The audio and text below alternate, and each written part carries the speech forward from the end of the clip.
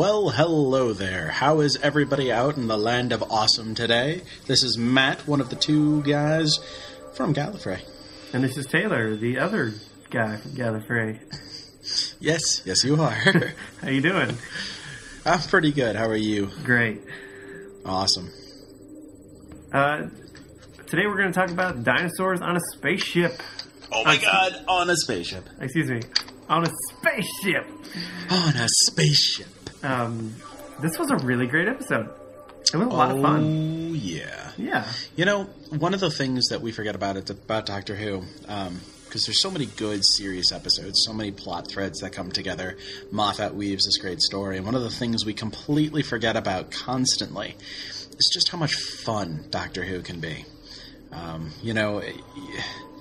It's easy to be like, oh man, I love that Let's Kill Hitler. There was so much stuff going in. We learned about, River Song and everything. But then you watch this and you're like, oh my god, dinosaurs on a spaceship. Awesome. Yeah. And it's just, it's fun. It's just so much fun. I was pretty much laughing the whole time. It was just... There was giggling. very few. If not laughing, giggling. Mm-hmm. Like there were very few parts that weren't fantastic. Mm-hmm. I will say this. We'll get to this here in a minute. But I just absolutely huge fan of the actors in this. This was a star-studded episode, and just seriously top-notch work from all of them. I don't think there was a person in here that I cringed at anything they said, and that's saying a lot sometimes. Yeah. Well, we'll start off with the very beginning, I suppose. He's in Egypt in 1334 BC, and I guess him and Queen Nefertiti have just had some sort of adventure that we off screen. And he has saved her people. yeah. And he's about to leave, and she says, "No, I want to come with you," or whatever. And he gets a message, I guess, from his phone. He has a phone, or was it the psychic paper? Or I didn't really see what it. It seemed like it was the psychic paper that he had some sort of like message tone for the psychic paper. A ringtone for the. I don't know what that was, but he gets it from the. I think it's the Indian Space Network or something. Yeah, so this wasn't really well defined at the beginning of the episode. But no. We kind of find out through the course of the episode. They don't really give you a good date as to when this event's taking place. They say, well, it says 2367 AD. Oh, does it? At the top, like right when he gets there with Queen Nefertiti. Oh, good. I totally missed that. So this is like way in this is 2367. And so the Indian Space Agency. Yeah, and I guess it's the Indian Space Agency, kind of a unit type of agency. And very much so. Very militaristic. Yeah, very. And there's this sort of object coming to Earth. It's not, they've tried to communicate with it. They figured out it's a spaceship. And so then he goes and gets... Wait. What's on that spaceship? Dinosaurs. On a spaceship. Okay. So he goes to the African plains in 902 AD, and he gets this guy Riddell, who he's somebody we've never met. He's just somebody he knows. Historically, I think he's actually a big game hunter. Yeah. Who Google it. They've had some adventure off screen that we haven't seen or whatever. That's what I love a lot about Doctor Who. Is sometimes he's been going on some of these adventures. It's like, well, yeah, I've been gone for like 2 years. Oh, what have you been doing? Oh, this, a little of that, And he's like, it's like when David Tennant, like before he, the end of his run, there was like a time where he went on a little thing. He just did a bunch of things we didn't get to see, but just hear about. Well, and this is the first Doctor they've done that since it came back. Eccleston was so episode to episode to episode to episode, and it was assumed in there somewhere that they, probably had Rose and the Doctor doing other adventures, like on the BBC books or something. And then Tennant, though, season by season, you followed him from one companion to another. So this is really the first time we have a doctor that it's like he just shows up and it's like, so what have you been up to? Oh, nothing. I've nothing. And then he meets somebody like Nefertiti, and he's like, oh, I saved our people, no big deal, nothing special. And she's like, you're a god. And everyone just kind of takes a step back and goes, wow, this dude gets around. Yeah. Why does River let him out? I liked when he was talking to Riddell and he goes, I found something. He's like, I don't know what it is. Or no, he's like, I'm not falling for that or whatever. And then he goes, what is it? He goes, I don't know. Do you want to find out? Just the way he said that was so devilish. Right, right. And so then we meet Rory's dad. Yay! Arthur Weasley. I love Arthur Weasley. He was great in the whole episode. Wasn't he was just. I hope he's in more episodes. So he's so deadpan, and that's what I loved about him. Is the Doctor's so goofy, and everyone's running around being goofy. At this point in time, even Rory's kind of goofy, and then you get his dad, and he's just like, okay, this is nonsense. Mm-hmm. The hell. Yeah. He's over, and we find out this is 10 months later, I'm assuming, from Asylum of the Daleks, for the Pawns. Seems to be, yeah. Yeah, from what they tell us. So, and we'll get to that a little bit later, but the other line, I like when they get there, they get to the spaceship, and Amy goes, who are these other people? What, are you replacing us? He goes, no, they're not. They're just people. They're not pawns. And then he says, it's a gang. We've never had a gang before. It's new. There's so many good lines in this. I'm going to be quoting it almost verbatim, I think. I need to go back and rewatch. It was right. So there good. Are so many good lines. So many good lines in this one, and they're real rapid fire. If you're not, if you're not paying attention, you'll miss it. Oh yeah. This was one of those where they spoke very fast. Mm-hmm. And then they get to the titular line. Mm-hmm. And the door opens and he goes, I know, dinosaurs on a spaceship. On a spaceship. Everything should be on a spaceship. Yeah. Did you notice the title was different again?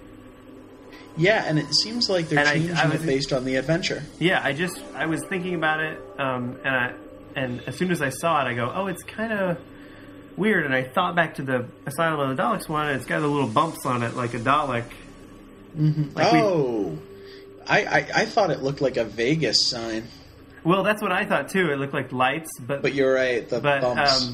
I think what they're going to do, and we'll see next episode. We'll see what they do with the title, but or with the title of the it's the words Doctor Who. They make it look different. It's artistically different. This one was like kind of greenish, scaly looking, kind of. Mm-hmm. And then the one last week had little dots all over, so it looked like, I think it was supposed to represent the little globes on the Daleks. It's Daleks in Vegas, man. They're stripping. That's right. It's a Dalek show. That's right. Cirque de Dalek or something. Cirque de Dalek. De Dalek.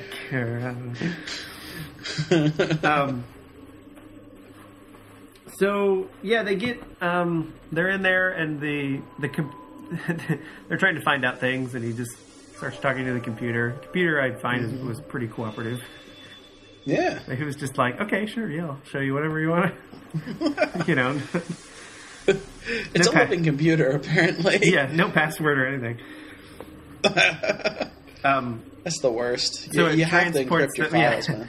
It 8 letters. What? 1 capital and a number. Yeah. It transports them to the engine room. The Doctor and Rory and Brian, his dad. Mm-hmm. And the engine room turns out to be sort of they think they're outside, sort of this beachy area, and they figure out it's the engines. Oh, it took us to the engine room because that's what I said. And the engines it's like wave powered. Yeah, as the ocean moves, it moves the ship. Mm-hmm. One of my favorite parts. Genius. My favorite parts in this one too is, you go, "Is this Earth?" And the Doctor just immediately sticks out his tongue, and he goes, "No, it doesn't taste right." Well, he did that before when he was Tennant. Remember, he would taste things, and he would know. Like he tasted the wood in the Tooth and Claw episode to know that there was stuff in it, the resin. Or he tasted the crazy creature from Fear Her, and he's like, that. And he's like, that's just lead. It's pencil lead. Too much iron in the air. Just licking stuff. Yeah. Gotta love the Doctor licking things. Yeah. And really, this episode was just hilarious. Mm-hmm. So many good lines, and just the whole thing. Like, there's the part where they're on the beach, and he's like, Brian pulls out the trowel to start digging, and he's like, "You should put one on your Christmas list." And we're always like, "I'm 31, I don't have a Christmas list." And the Doctor's like, "I do." Only the Doctor could be 1,100 years old and still have a Christmas list. That's right. He was just... Oh, go ahead. I was just going to say, and the next scene, we meet the bad guy. Yeah. Who I thought it was a bold choice. Mr. Finch is the bad guy. Okay, yeah. Mr. Filch is the bad guy. Mr. Okay. Filch. Where's his cat? I don't know. Where's just traded it in for Mrs. two Norris? Yeah, ridiculous robots. Yeah. And he has these silly robot... robots, yeah. I don't know, bodyguards or whatever you want to call them. They were pretty funny, too. I like them. I like them, too. It's sad they got destroyed in the end. They were very reminiscent of the characters from the Christmas special. The troopers. The miners from the Christmas special. Oh, yeah. Who were just kind of goofy. They were like, we're authorities with guns, but we're totally going to act like, worst possible protection ever. Yeah, it was almost like a Monty Python thing. Like, they're just like the way they talked, and they were just that British humor. Mm-hmm. Could have been a little more back and forth between the two, a little more wit. For me, I just felt like there was more potential for them to really step up and be the comedic relief in this episode. But everybody was sort of the comedic relief in this episode. Yeah, so it was really they were sort of. It seemed to me like they were sort of an afterthought. Like they had all these already great elements in the episode. That you had Rory's dad. You have the bad guy. You have the dinosaurs on the spaceship and all this stuff. And they're like, I had this idea for these like really wisecracking robots.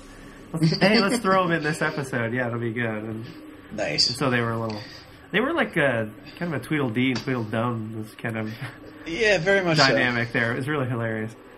Now, I will say this. One of the things we see in this episode that is really nice to see, it's very Doctor Who, which is possibly my favorite quote, and inevitably is what everyone's going to quote me having said in every one of these voices from the Vortex, very Doctor Who, is Amy being the Doctor. Right. She's very the Doctor. She takes his place with the other two people. And, that happened to Rose, that happened to Martha, that happened to Donna. And now, finally, it's happened to Amy. She's not Amy anymore. She's not Amelia Pond. She's Amy, the girl who waited, who's become the girl who travels. Right. Yeah, she kind of took charge. She was like, one thing I learned from the Doctor is always push buttons, and she was. Mm-hmm. I love when she even said, "I will not have flirting companions." Yeah. Are you a queen? Yes, Rory's queen. Yes, I am. Oh God! Don't tell him I said that. So she's messing around on the ship, and she finds out it's a Silurian ship. The Silurians. Which Return of the Silurians. That's right. Which we talked about in season 5? Yeah. So I was trying to figure out. So I guess some of them left, or they all left. I don't remember. But so basically, what they kind of mentioned was this ship was just a research ship, that the Silurians built this thing to travel through space. Arc. The Ark. More than likely, this was before mankind was on the Earth, since there were dinosaurs on there. If you remember from Season 5, the Silurians used to rule the Earth, but they went underground into hibernation. So this Ark was probably built to save some of their species and some of the dinosaur species. It was ships flying out there in space for whatever reason, and all of a sudden, the bad guy lands and murders everybody, and it gets called home. Yeah. Yeah, because I was thinking, because I remember from Season 5, he sort of had the first meeting of the Silurians and the humans, and they decided, you wait 2,000 years and then try again. So then I was like, oh, I guess they decided not to wait, or... But what you're saying makes sense. Before, it would happen way before. Oh, I would like to see that episode in the year 4000. Yeah. What happens then? Interesting point. Yeah. No, I was just saying, returning villains are a big thing in the show. Not just, like the big, obviously, the Daleks and the Cybermen, but like the Silurians are a very old Doctor Who villain, and for them to have brought them back in the fifth season is big. But to see them again, they keep showing up. They have become sort of a Moffat villain. That plays a little to Moffat's strengths and the kind of Doctor Who he grew up with, and it's kind of neat to see.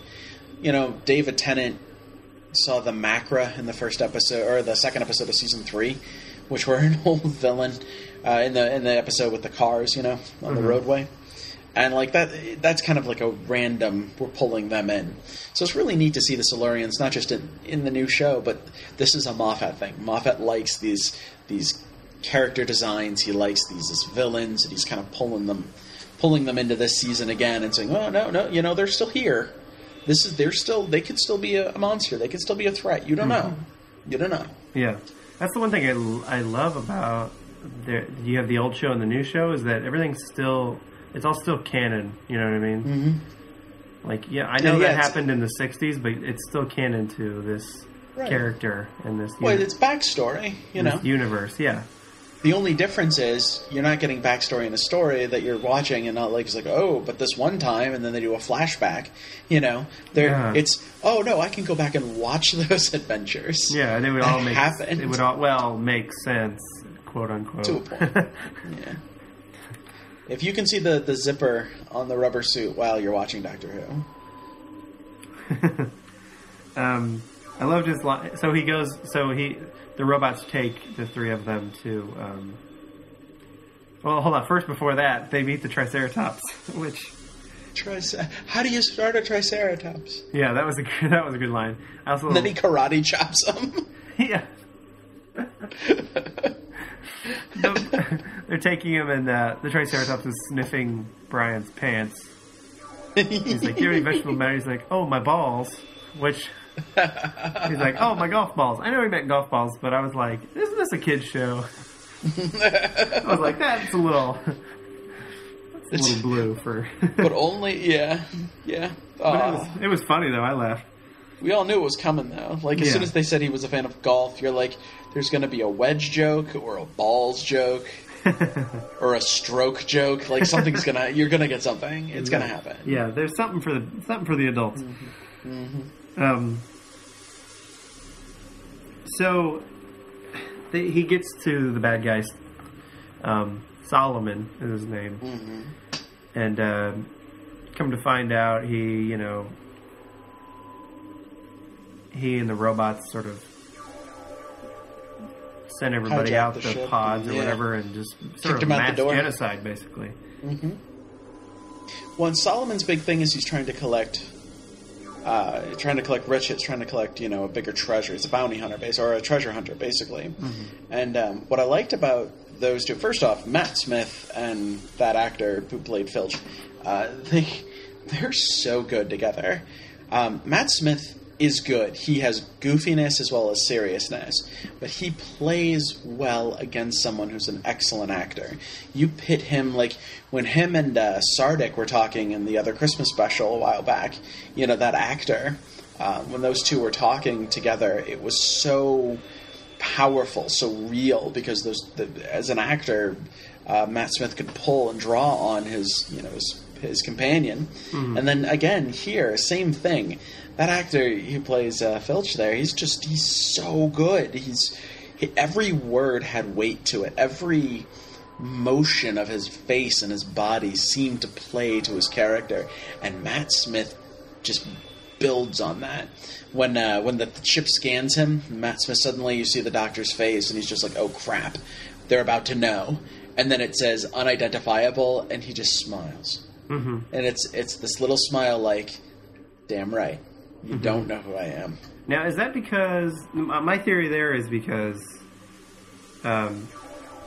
there's sort of this... There's kind of a little bit of a theme going here in the first 2 episodes of... he died in the last season. He sort of faked his own death, so everyone should think he's dead. So my sort of theory on why it said it didn't exist is because he should have died. He was dead. Right, and it's very possible that what we're seeing is, because the universe thinks he's dead, because of all of time and space now has this notion that the Doctor is dead, that the silence has sort of spread out and said, okay, everything's okay, we're good, and all the databases have been amended to say that the Doctor is dead. People won't believe it. Computers won't recognize him. So he can kind of fly under the radar. Yeah. And then with the Daleks last episode, now they don't know who he is. He can really fly under the radar. Yeah. I like his line there where he's sort of fixing Solomon's legs, and he says something like, Solomon says something like, you're very observant, and he goes, I'm a Sagittarius, probably.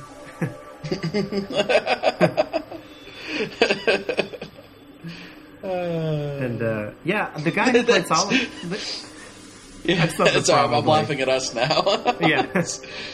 Hope you're laughing at home. This is good stuff. You have no the guy idea. who played Solomon, he was really good. At first I was just like, oh, Filch, and then I totally forgot it was Filch. Like, yeah, he did a good job of being a real creeper and a real, evil dude. Oh yeah, no, he really played that part well. Kind of moving forward a little bit on it, we really get to see him kind of come when he grabs Nefertiti, when he just it's his sudden speed gives him sort of this threatening attitude, like this sense of, holy crap, this guy moves faster than everybody, this guy is crazy. I don't know. He seemed to get more menacing as the whole thing went on. Well, and then the saddest part of the whole thing, he shoots the Triceratops. That was very sad. And then they had to show the Triceratops' face, his eye closing, and the Doctor goes up and pats, and I was like, no, stop doing that. That was the moment you knew the Doctor would let him die. Yeah. He would orchestrate his. I want to talk about that at the end, but definitely, that was there's always one moment where you go, okay, this guy's really bad, and that was it right there. He just shot the friendly Triceratops. One thing that also bugged me was, and it always bugged me in shows like this where they do this, but where the woman from the agency was like. He was like, give me some more time. And she was like, I'm sorry, I have to shoot the missiles. I was like, ugh. Yeah, wait a minute. You called this guy in to help. Give him a chance. Yeah, exactly. And they're just like, no, it's protocol. Missiles. I have to do it. Really? There's protocol for a gigantic spaceship filled with dinosaurs coming towards Earth? Right. Wait a minute. What happens when your Time Lord fails to save the Earth from a crashing dinosaur spaceship? That's page 752. Oh, I shoot the missiles. Oh, okay, simple enough. Fire away, Jeeves. I love the line. Well, I guess moving forward, they get to the control room. He's got this plan that he's going to switch the signals or whatever. And he's going to have... he needs someone to fly the ship, and they got to be on the same gene. And Brian's like, well, Rory and I are the same gene, whatever you said. And he goes, "Oh, Brian Pond, you're I can't believe it. You're great." And he goes, "I'm not a pond." He goes, "Of course you are." Of course you are. I love how he calls them the Ponds. See, they're all the Ponds. Because he met Amelia first. Right, exactly. They're all just extensions of her. She has squatters' rights. Squatters' rights. Squatters' rights to the TARDIS? Wait a minute. I don't know. I don't know. No. And he was cracking a lot of jokes. I loved his jokes. Like, what was the one joke he said? He was like, "It's so easy, a monkey could fly. Oh, and look, they're going to," or something. And then he was like, And then you just were staring at him like, what is your problem? Take him in stride. He's having a goofy day. He sure was. Yeah, he was. And that was the whole tone of the episode right there. It was just him like, really? I'm telling you, come on, it's a joke.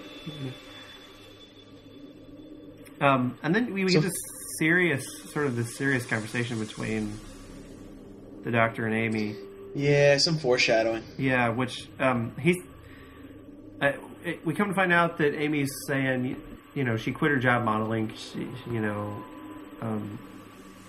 It got too stressful and this and that. And she says that there's sort of been these longer gaps between visits of the Doctor.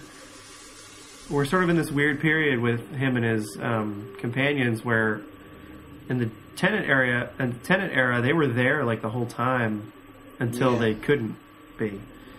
Right. But now he's like, this one it's like, oh, you're still my go-to companions, but you don't travel with me all the time.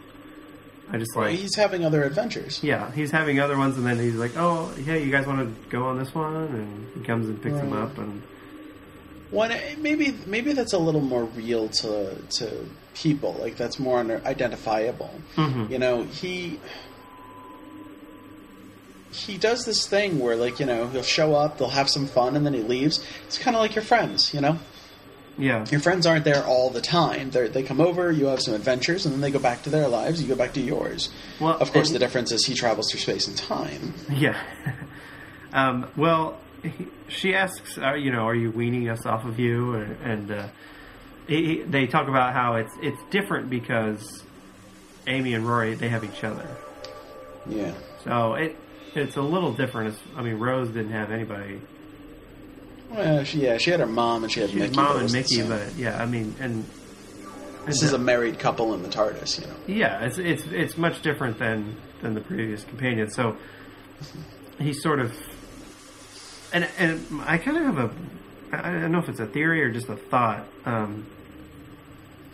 He says, "No, you'll be around till the end of me," and she says, "Or vice versa." And he gets this real like serious look on his face, and I'm almost thinking, does he know something? Like, yeah, probably. Is there something he knows something's going to happen to them? Well, and that's interesting you say that. It's very possible. You remember when we were watching the Pond Life right before the season started, and there was one of those episodes where the Doctor runs in, terrible tragedy, got to fix it. You have no idea what I'm talking about, but don't worry about the future. And in that moment, you see images from Dinosaurs on a Spaceship. Like it flashes really quickly. Did you see the Pond Life? Yeah, I saw him. I didn't remember the flashes, but yeah, it flashes, and he's like, "Don't worry, sleep tight. The future's fine." But he, it seems like he had already gone through all of that. So maybe this is him knowing something. It was just the way after she said, "Or vice versa," and they kind of laughed, but then he was like, "Yeah." It's almost like he knew something, or he just didn't like that. Again, he could have done future episodes before he did these episodes, right? Yeah. It doesn't always have to go in the same order. He could have already experienced most of the 5th episode. So basically, there's this serious conversation, and him and Amy sort of have this sort of definitely foreshadowing of what's to come in about 3 episodes. Yeah. So moving on, he switches the polarity. I love when he shuts down the robots. They go Daisy Driver. They sing a song and they like power down. It's a great song. Well, yeah, so he switches the polarity of the neutron flow or whatever the hell he does, which the Doctor does that, by the way. And then Solomon gets, sends Solomon off, basically, gets Nefertiti back, and leaves Solomon to die. Yeah, which was interesting, because we've talked about this a lot. The Doctor doesn't usually do that. I think he was angry. He was real angry. And he only usually does that when he's super angry, which, we talked about it in the very first season. He's so angry and all this because of the Time War. And then Rose makes him better. And then he loses Rose and he's angry again. And so what? Martha makes him better. Donna makes him better. Then he has to regenerate. Then he has to regenerate, and he... Yeah. And, so is he so angry just at Solomon, or is there something else that's, Maybe. Maybe with the pawns, which, again, is my theory here, that maybe he already knows something's going to happen to them. Right. I feel like, just kind of watching it, I feel like he doesn't necessarily know. Maybe, he's not angry at everything. I think he is angry at Solomon. I think he's angry that the dinosaur died because he really liked that dinosaur. But I think he was angry because one of the people in his party were stolen from him. Solomon captures Nefertiti. And he sees that as a personal attack. Well, I sort of saw, that, and I sort of saw, the mass genocide. That really got to him, yeah. Which, and the thing with Solomon isn't like, like Davros, I'm sure he's killed tons of people. But the Doctor still wanted to save him because he was a genius. Well, the Doctor felt that Davros could be redeemed. He's always kind of felt that. But Solomon is just, a traitor who would traitor, not traitor, but a traitor. Well, maybe. Who really didn't have any redeeming qualities. Right. Davros is sort of a main villain, and Solomon's only appeared once. So maybe it's simply the level of villain they are. Right. This guy, this is the master. He's been here 1,000 times. I'm gonna cry over his dying body and do a funeral for him. Oh, Cassandra, it's the second time I've seen you.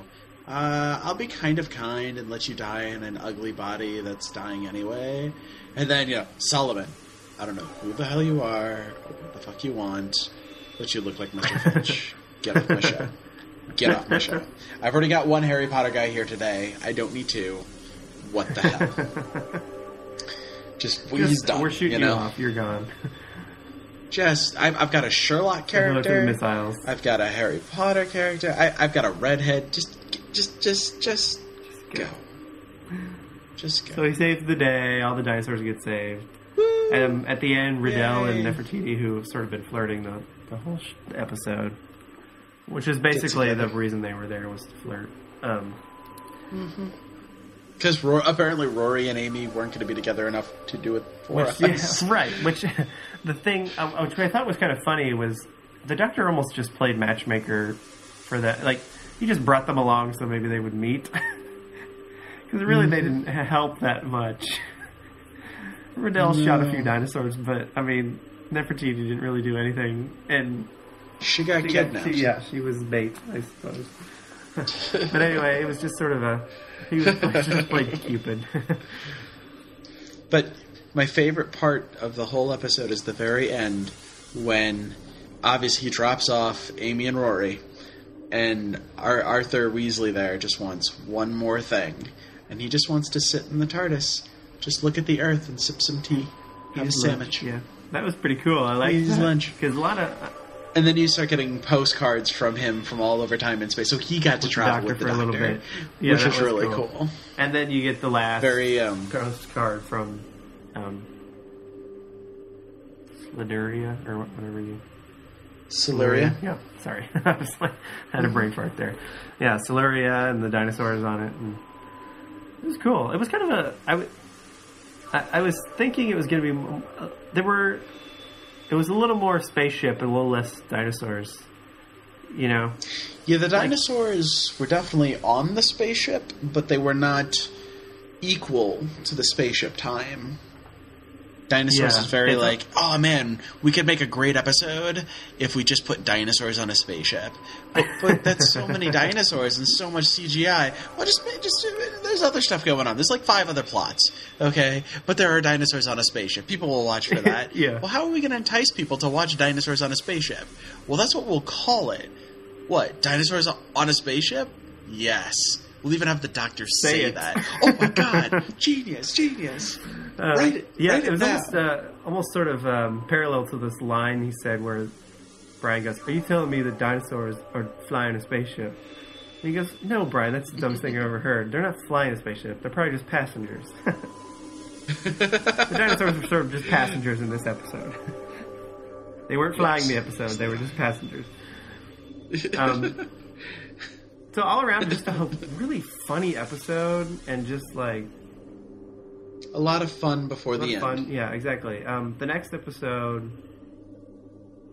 looks maybe a little more serious, maybe a little more fun, but this one was definitely fun. I guess this is my ending. Yeah, no, I agree.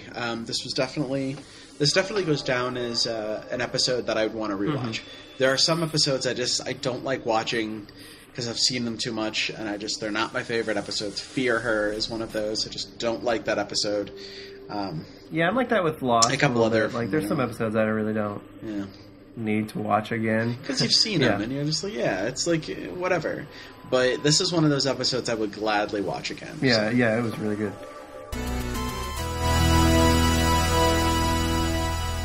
All right, now we come to the point in our show where it's our favorite segment.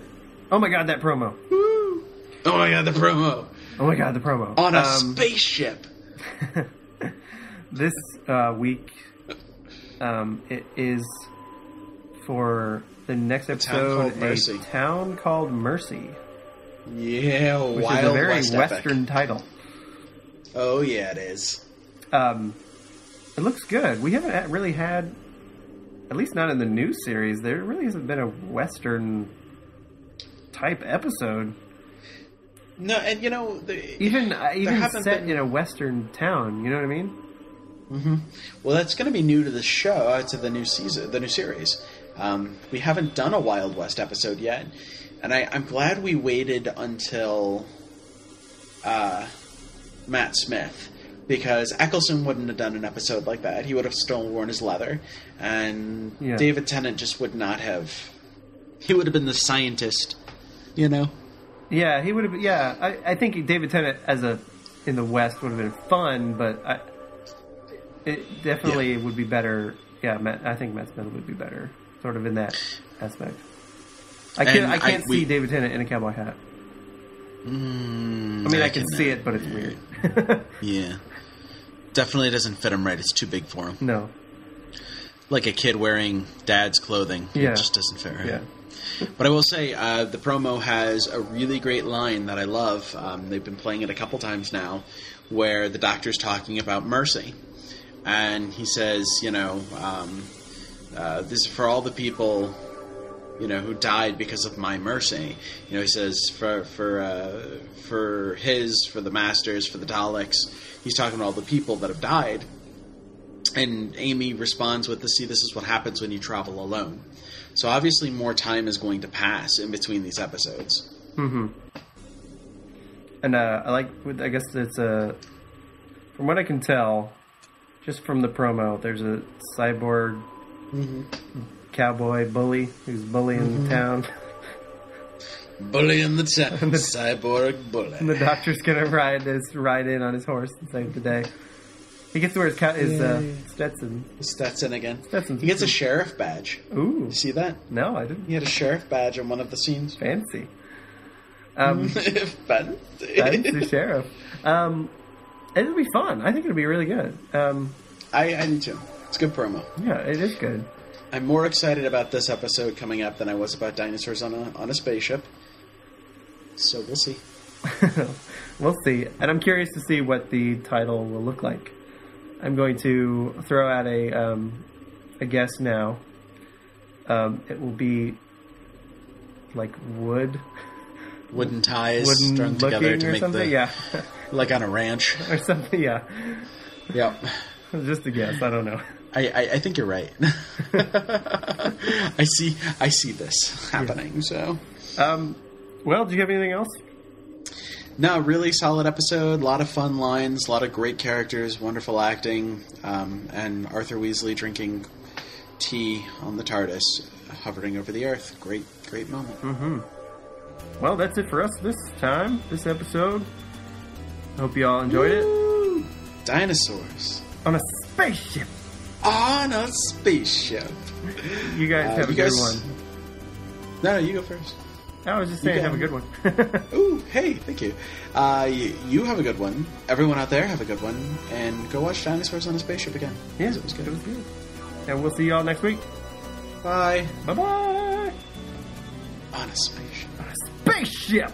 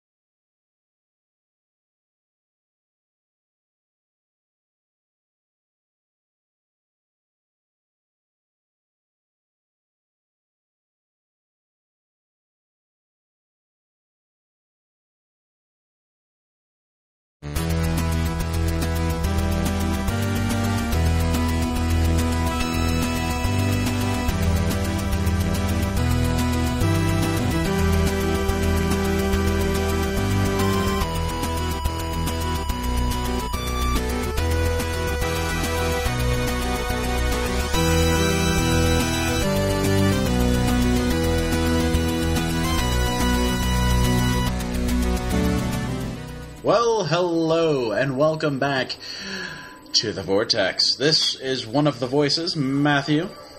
And this is Taylor, the other voice. The other voice. The two voices from the Vortex, bringing you our amazing podcast on Doctor Who about Episode 4, The Power of Three.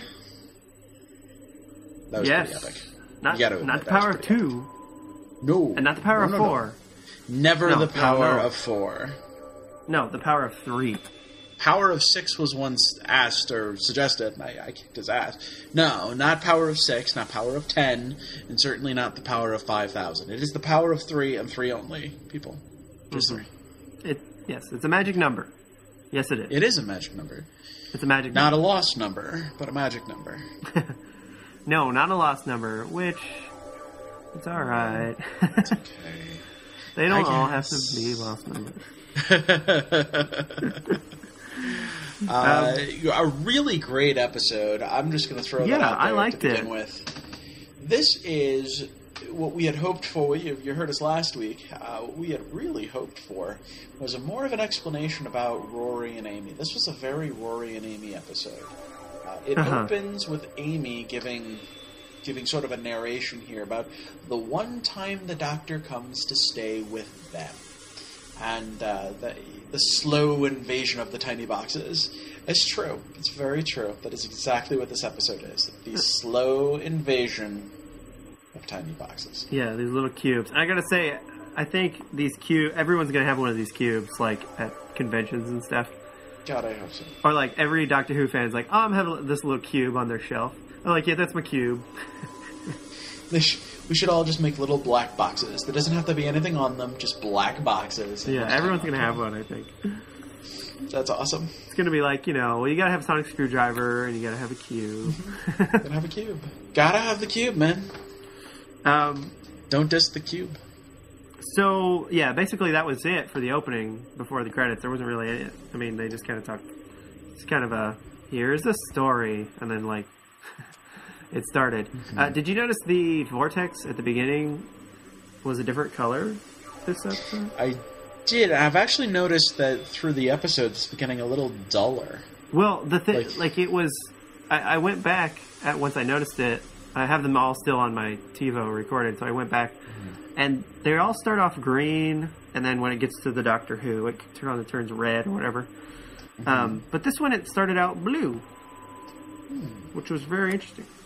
That was interesting. Maybe it was my TV on the fritz. Perhaps it means something. Yeah, I don't know, but it was blue, and then it went to red, like normal. So, and the text was little black cubes, which that worked out. I have no idea what that could possibly mean. Yeah, who knows? Well, the first thing we get to see Brian again in this episode. Brian, woohoo! It's it's a shame the Ponds are leaving because he's a great character and he should have been. He's only been in 2 episodes. It's like Rose's mom, and she was in a crap ton of episodes. And I wasn't too crazy about her, but No, hey, I loved Rose's mom. So did half the block. Zing! Woohoo! No, I really enjoyed Jackie. And I wish we could have had more of Brian, because Brian, the show is all about family. It really is. Every time the Doctor gets a companion, we meet the companion's family. With Rose, it was Mickey and Jackie, and then eventually Pete.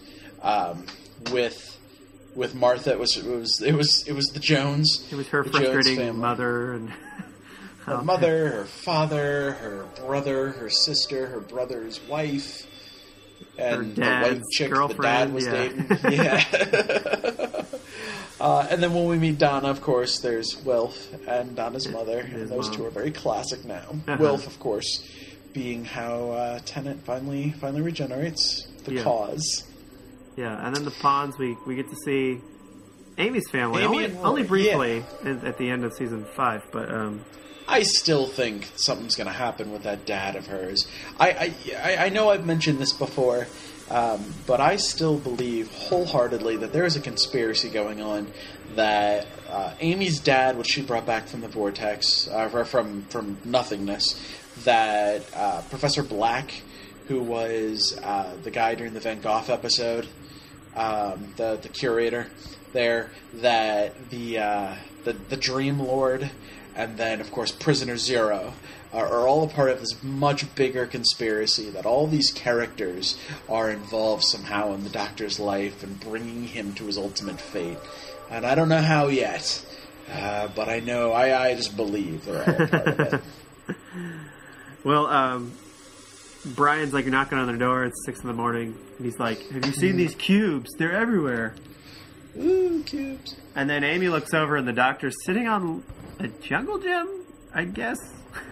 I didn't know what he was sitting on, but he's looking at a cube with a monocle. I thought, that's new. Yeah, I like the monocle. Yeah, I mean, it was like a split second, but I was like, he's using a monocle. Okay. This is another example of an episode where it's like the whole world is dealing with it's the quote-unquote present, and I'll talk about the timeline in a little bit here. But like the whole world's dealing with some sort of alien invasion. Now, was the last time that happened, I guess, was with Prisoner Zero? Is that the time that happened? For Matt Smith era, yes. I mean, but there's been episodes where aliens come, but I mean, like, this is where like you see all the people on the news, like this. You know what I mean? This episode felt very sort of Russell T Davies era, where like you cut away to news people and all that. You see what's happening around the world to other people with the cubes and stuff. Right. Here's the thing. Again, we have to remember that ever since the Pandorica, ever since Big Bang 2, anything pre-Matt Smith is up for grabs, whether or not it happened, or how it happened. So, even though the Time Lords came back and David Tennant sent them and Gallifrey back into the Time Vortex, that doesn't mean the world remembers that happening. Same thing with, Cyber King Victorian London, he makes a reference to. So, I mean, you've got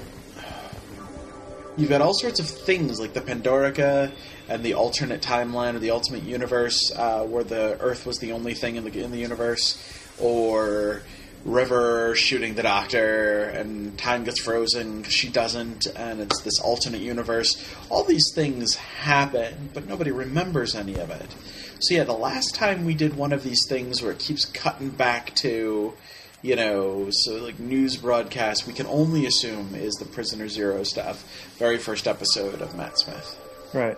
Well, and I say that because they broadcast over the whole world. Prisoner Zero has escaped, release it, or the planet will be incinerated, or whatever. Yeah. Yeah.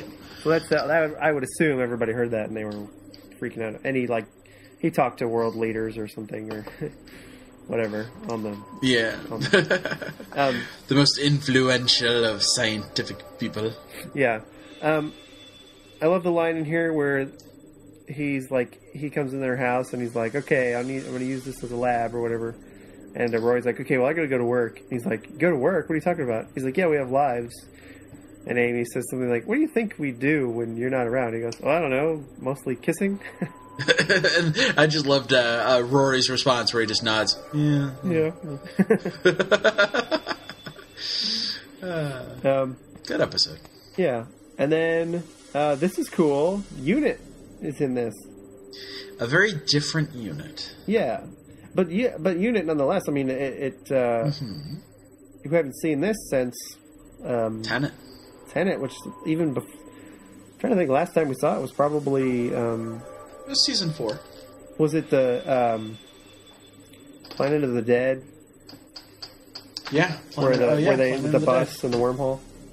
You are correct. I was even thinking further back. I was thinking the two-parter with Wilf. From season 4, but no, you're right. Planet of the Dead. Last time we saw Unit. Yeah. But now it's different. It's run by a very special individual who is revealed later in the episode, to be the daughter of a very important old Doctor Who cast member. Yeah. She is Caitlin Stewart? Is that the name? Yeah, Kate Stewart. Kate Stewart, but she drops the Lethbridge from the last name. She is the daughter of the famous Brigadier, the man who ran UNIT for many Doctor Who years. Mm-hmm. Back in the first meet 70s. Back in the old show, yeah. Correct.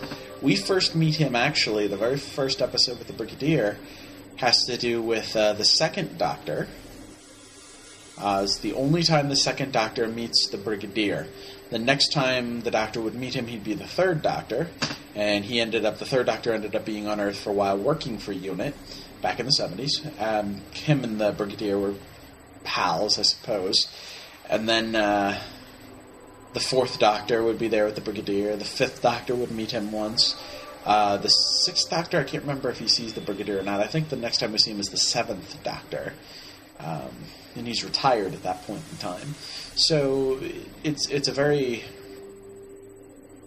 old character, and for him to have had a daughter, not only the daughter, but the daughter grew up, and became who she is. Mm-hmm. One of those very, very passionate moments last season during the Wedding of River Song, when he calls up the Brigadier, and you find out the Brigadier is dead, which was, it was beautiful because the actor Nicholas Courtney had just died, and that was sort of their little homage to that, I guess, to him, and how it changes the Doctor's life. Yeah. It's cool to see his daughter showing up. Yeah, and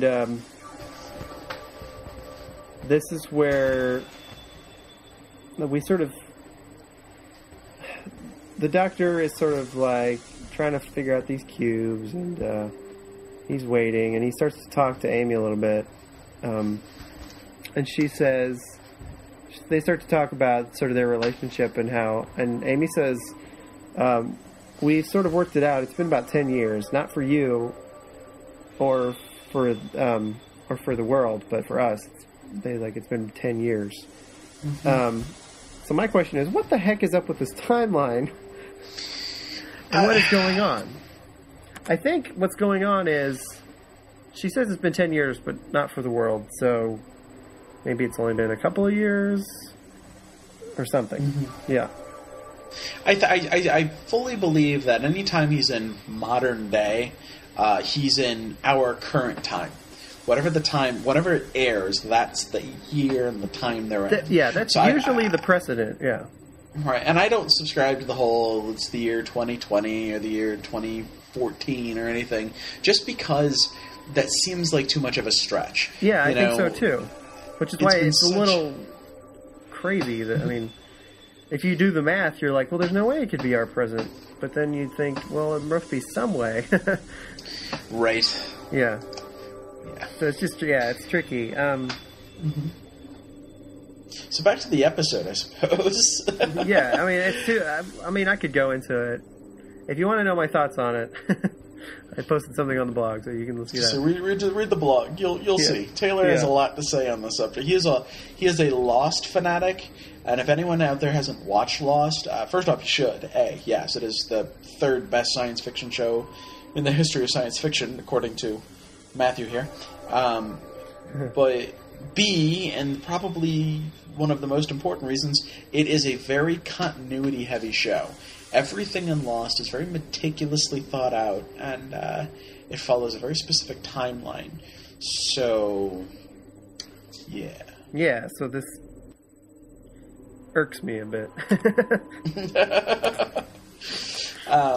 So back to the episode. Yeah, go ahead. Basically, these cubes show up, and for like a year, they're basically just hanging out, and the Doctor gets really, really bored trying to figure out what's going on. I love the montage of him being busy. Oh, and then how long has it been? It's been about an hour. Yeah. He's like painting the fence. He's doing hacky, or he's playing with a soccer ball. He does doing it like 5 million times, uh-huh. doing the yard work. It's cool to see the Doctor try to be normal and fail at it miserably. Yeah. One thing I thought about it in this episode is they've been with him for 10 years in their in their time, Yeah. Their lives. Are these the longest companions, I would think? Like their time? Yeah. Anybody who's been with the Doctor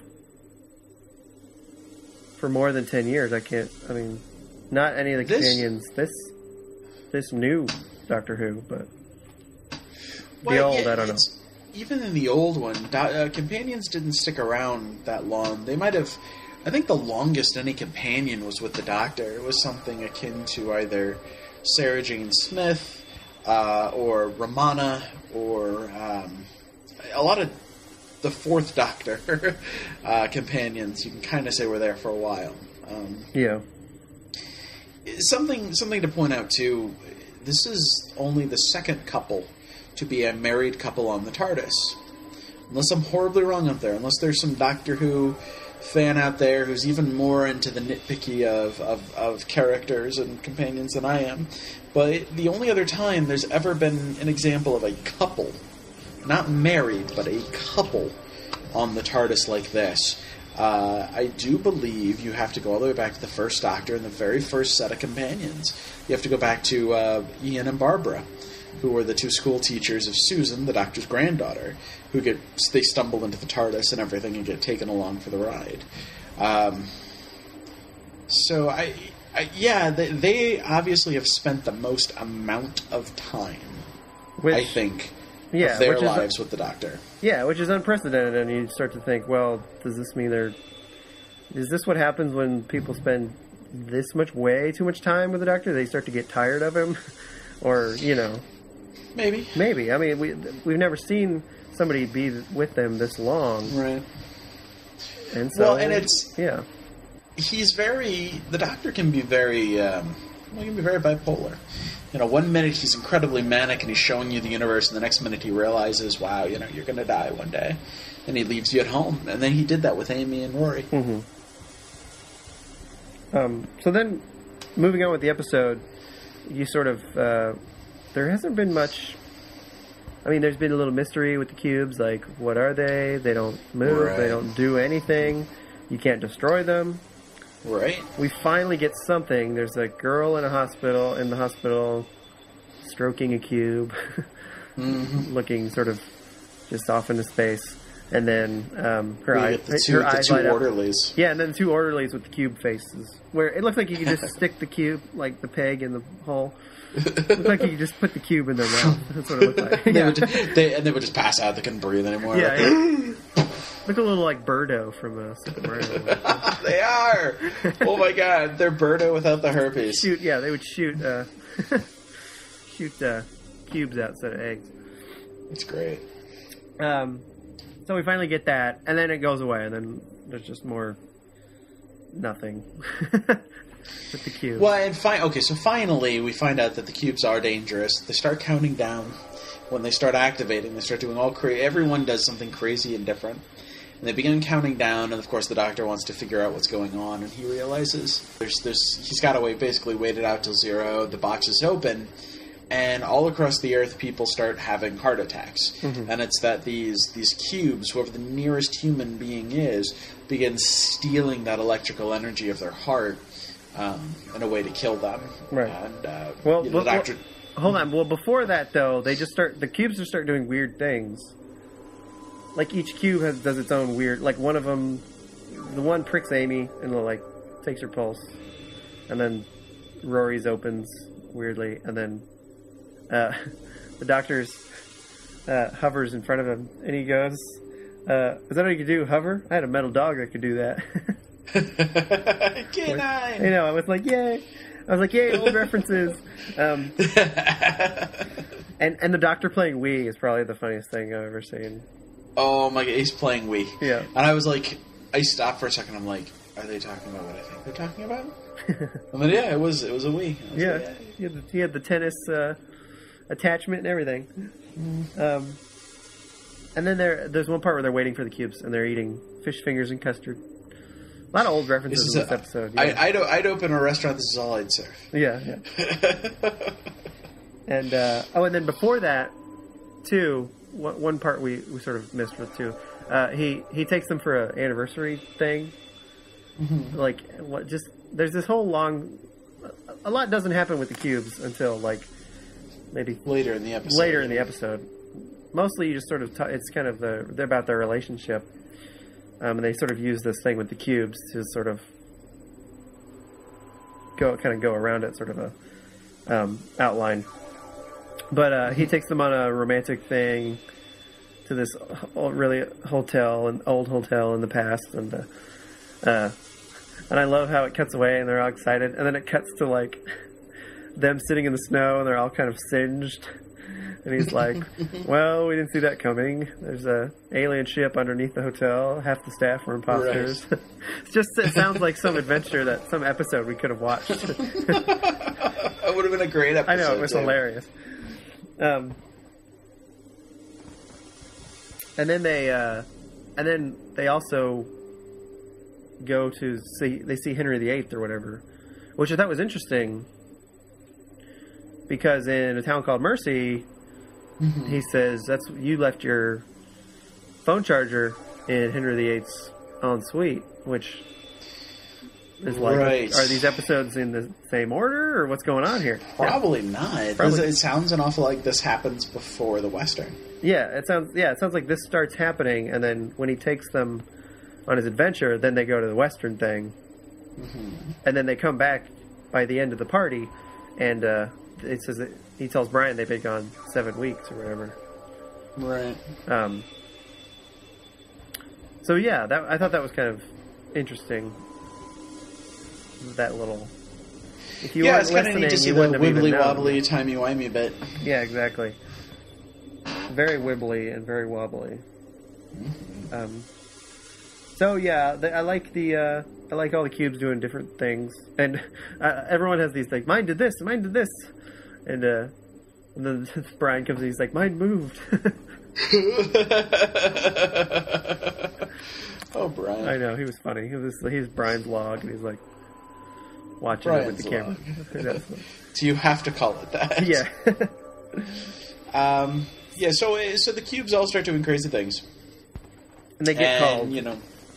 They get called and summoned. Pretty much to the Tower of London once again, and there they meet up with Unit, and Unit has been investigating all this, and there they find out that that's like I had mentioned.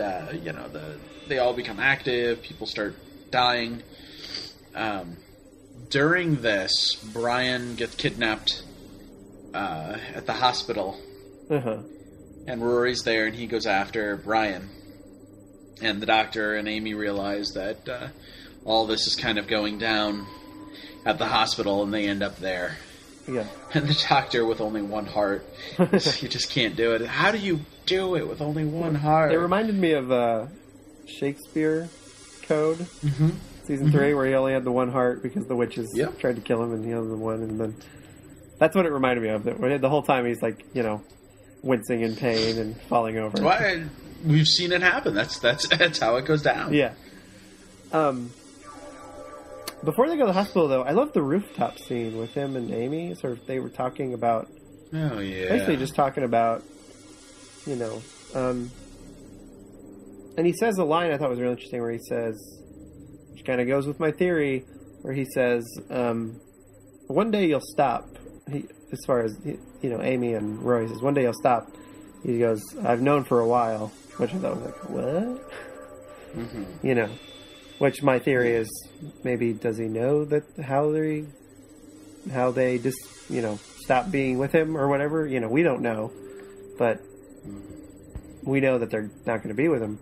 After this that would be interesting, here. Actually, if the last episode with them in it was like maybe the first or second episode for them, really. Yeah. And how everything after that is kind of them going back, and he goes back and does this stuff with him. Yeah. Right. And then I liked where he said, "Well, your face was the first face that this face saw." Yeah. So they sort of have that special connection. That is really sweet. Yeah, it made me think back to the beginning of season 5, and, a little Amelia Pond, and that was a really sweet beginning for the two of them. And now they're Very much so. sitting there on the rooftop. It was kind of sweet. But yeah, back to they go to the hospital. And my question was, why were they taking people? They never really answered that.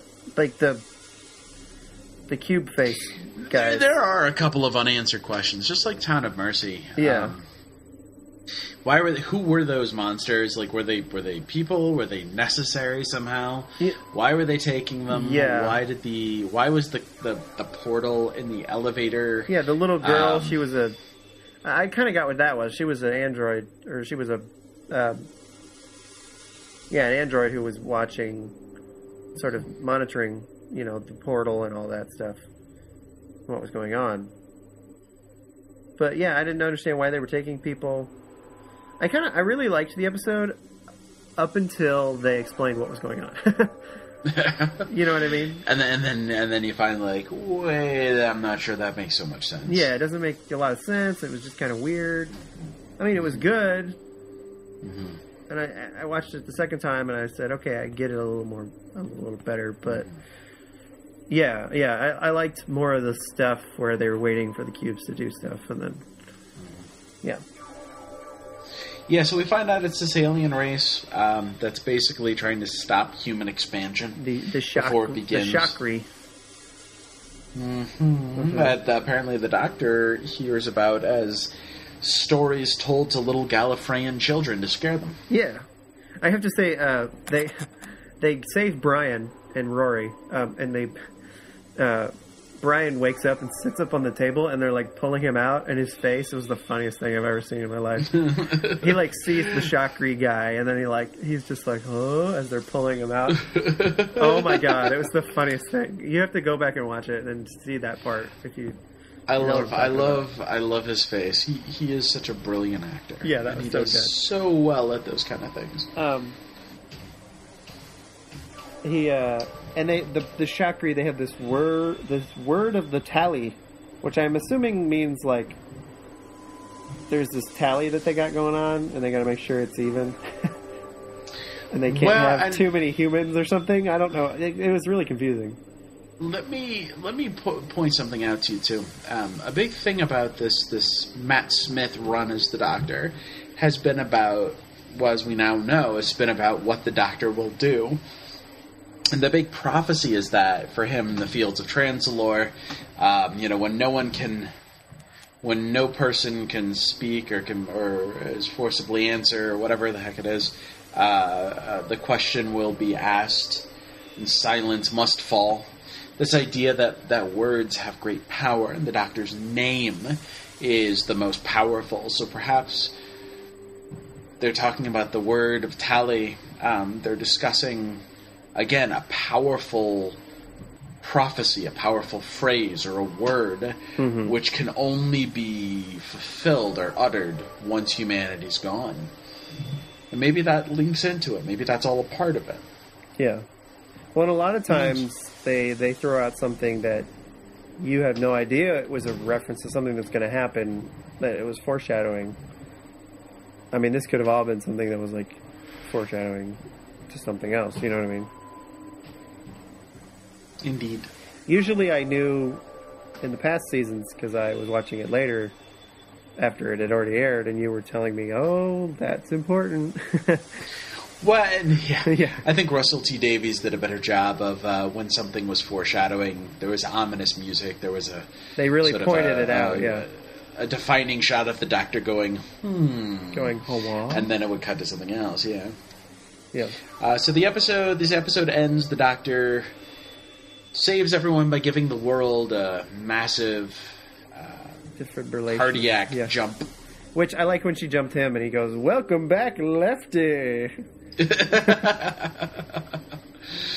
I love the Doctor dancing there. The Doctor has been on point with his jokes this season. I mean, just like his comedy in this one. Whoever's writing the comedy for this season, it's been even better than any of the previous. Keep writing it. Yeah, don't stop. Yeah, don't stop with the jokes. They're so good. I thought the end was like, I was like, well, that was easy. He just waved his magic screwdriver thing at the screen, and it was like all done. Well, and that's very Doctor Who now.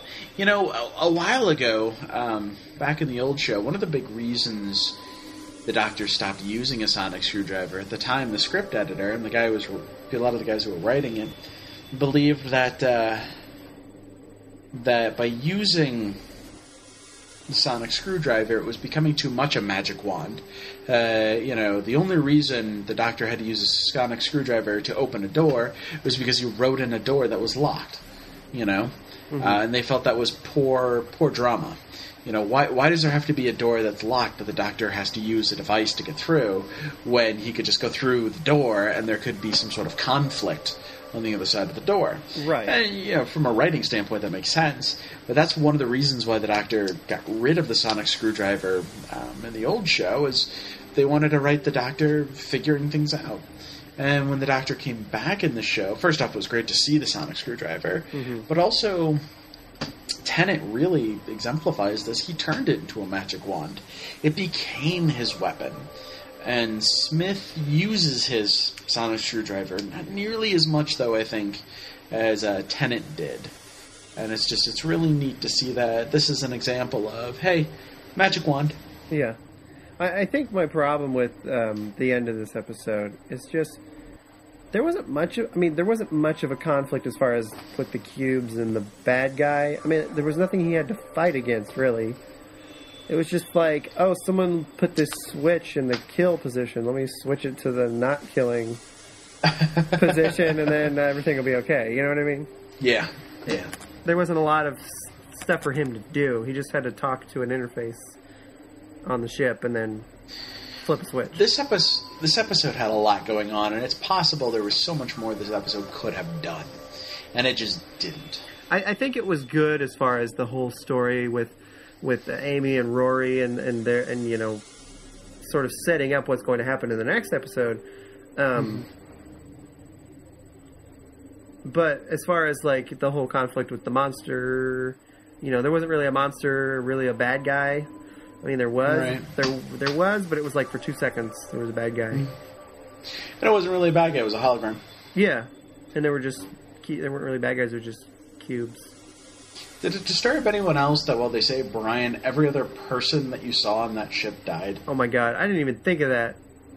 They did. The cube monster things brought them in there, and there was like this whole row of them. They get that old man at the beginning. Aww. And he just I guess he blew up on the ship. Which maybe, again, maybe why were they collecting those people? There was no point to that. I was expecting something like they're using the people as batteries for the ship or something. I don't know. Yeah, you're asking for too much out of this episode, I think. I think this is one of those things, everything but the ending was good. You're supposed to pay attention to everything but what happens. Yeah. Yeah, so. It was good. It was good, though. I enjoyed it. It was. And, it was just one more thing before we do Oh My God, That promo. I loved Brian's comment to the Doctor about what happens to the people that travel with you. And the Doctor admits to him, sometimes they leave me, sometimes they forget me, but others, on rare occasions, they die. And, but then he says, not them, never them. Which is interesting, that he would assert, hey, the pawns get to survive, they get to live. And again, if it's the theory's true, if he already knows what happens to them, then perhaps that's key. Yeah. And it's just interesting that, I mean, I can't think of any that have, in the new show anyway, that died.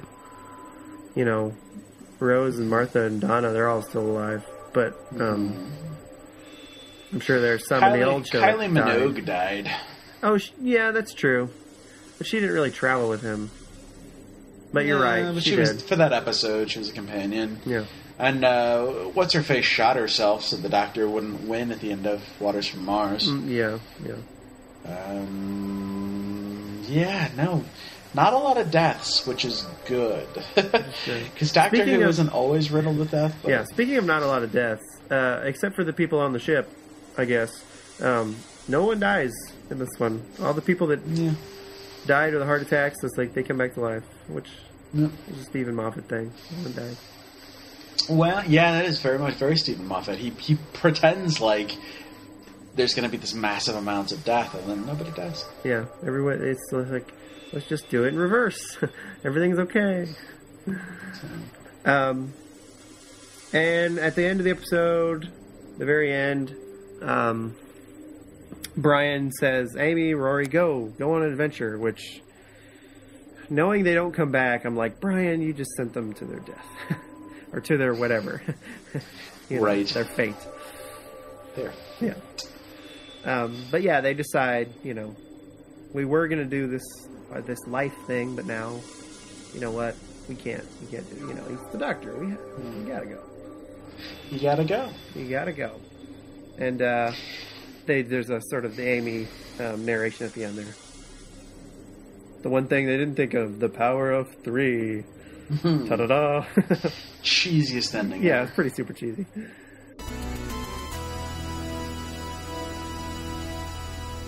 So now, I suppose, it is time for...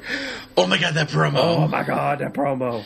OMG promo. Oh my god, the promo! The promo. Yeah, it was good. I love River Song. Yeah. I can't wait to see her again.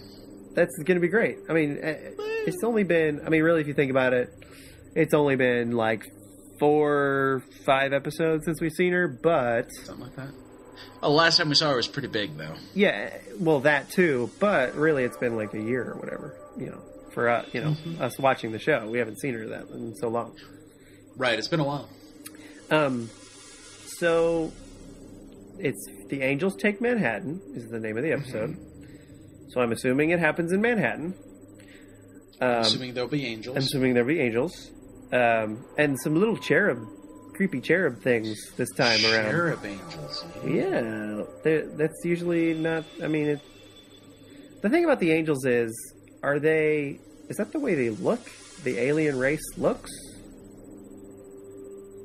I don't know. Or... That's a good question. Or is it a camouflage thing? They look like statues. Because, I mean, from what I remember, it's when you look at them. But when you're not looking at them, they move. So I don't know. Right. So that's interesting that they're going to have a new form of them. Like the little guys. And baby angel. Which will be creepy. Especially, they'll be cute and then they'll make that creepy angel face when you turn around or whatever. It's the 3 stages of the angels. There's the weeping angel, the baby angel, and Chris Angel.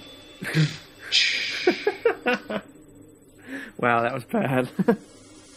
You're welcome. Bad and good, though. You're welcome to all of you at home. Don't get me wrong. So yeah, there's River Song and really Cherub not much angels. Angels. Not much else in this promo as far just sort of. At one point, the Doctor says, "What the hell are you doing?" And then it looks like Amy and Rory are jumping off a building or something, falling. Oh dear God, no! So, well, do they die? Is that how they die? Say they fall to their off a building. I don't know. Well, and also the Doctor at some point in time says they're coming for you, and he's referring to Amy. It seems. Yeah. So that's interesting. Yeah. So, oh my God, that promo! I am excited for Saturday. Yeah, I am. I'm also a little sad though because then that means we'll have no Who for a while. No Who for you till Christmas. Until Christmas. And then, do we have any idea when it comes back after that? 2013. They don't have like a month or even a season. Idea. They don't. It's not winter or spring. March, maybe? I don't know.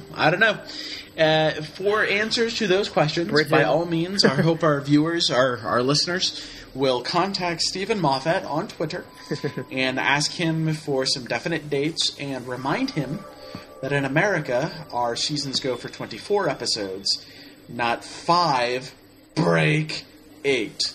Okay? Yeah, tell him to quit being such a tool. Yeah. Right, Doctor Who, for just come over here and do it here. Yeah, exactly. Just come on over. So, that's about all I got. That's about all you know what? I think that's a lot. I think we did a lot today. Mm-hmm. Talking about this episode. Yeah. I mean, there was a lot to talk about, but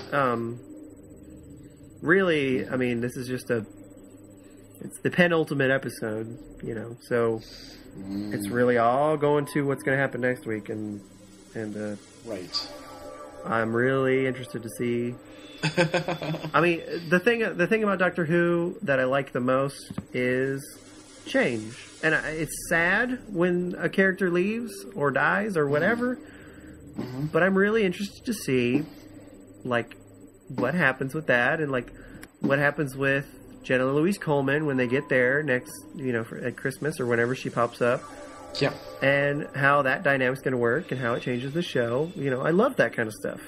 Mm-hmm. And I love Matt Smith, but I'm really, you know, I'm ready. He can stick around another year or so, but I'm really kind of like, he's been around longer than, you know, the other two for the new show. So I'm thinking, you know, what's the new guy going to look like? You know, how's he going to be? I'm really kind of excited for that too. Well, we got a lot of stuff coming up.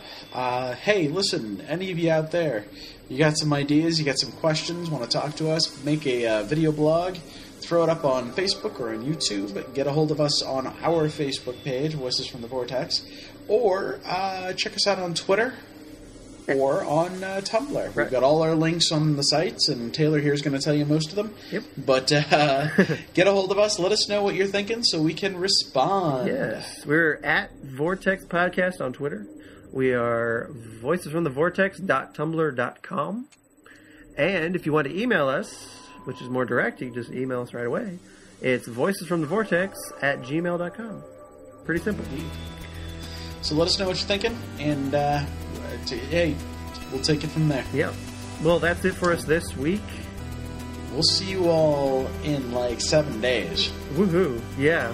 Woohoo. We hope you enjoyed this episode. And keep listening, guys.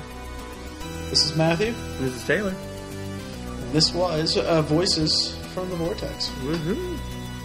Power of 3. The power of 3. Of 3.